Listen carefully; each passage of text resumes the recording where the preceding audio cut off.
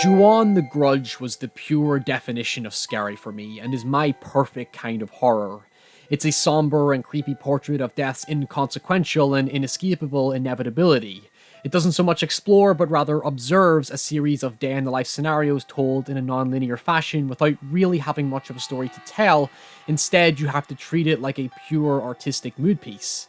One day, a father murders his family, and now their spirits have returned to kill unwilling victims and curse the location of their death, meaning it could spread to virtually anywhere and latch itself on to anyone who enters.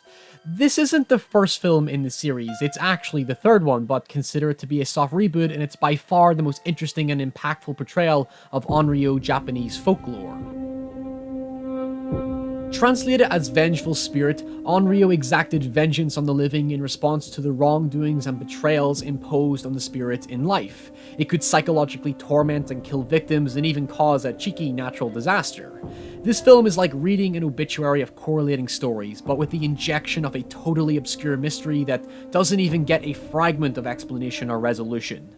But this isn't precisely the intent. It's more about projecting relentless discomfort and disturbance through a minimalistic aesthetic and subtle unraveling tension that accentuates a grim sense of loneliness as the lingering presence of death never ceases. This is a film that violates every safe space imaginable.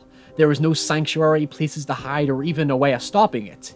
Evil can come from literally anywhere. Hell, one victim manages to get dragged under her bed sheets. Can Michael Myers do that? Nah, I don't think so. In many interpretations of the lore, it was a symbol of oppression and abuse, allowing the victim to return stronger and more dangerous to punish their aggressors, which becomes this recurring ambiguity of the film. They simply exist to perpetuate the pure hatred they experienced in life. You're probably familiar with its admirably decent American remake that, whilst doesn't capture the uncomfortably stilted tone of the original, does manage to take some of the core scares to even more unnerving heights thanks to a more substantial budget to produce creepier effects. But the original has this remarkably cold atmosphere that exerts this unnatural quietness, and the composition calls attention to its negative space to make characters seem vulnerable and alienated as they each individually deal with their own ordeal alone. There is a prevalent unhappiness to this world, an everlasting feeling that a bond has been broken by a family's tragic past, that it bleeds deeply throughout the setting, first metaphorically, and then literally by the end. Having the spirits subtly linger in the background or using high and low angles to imply impending doom towards the character makes every scene feel persistently unsafe. There is a raw uncertainty to the way scenes are drawn out. You know nothing good can come of any of it, but the potential red herrings seem to imply the spirit is beatable, but it's just too nihilistic to believe in hope. At the same time, it's so nihilistic that you want to believe that there is hope. Out of all the stories, my personal favourite is a teenage girl who becomes paranoid over the death of her friends at the hands of the spirits.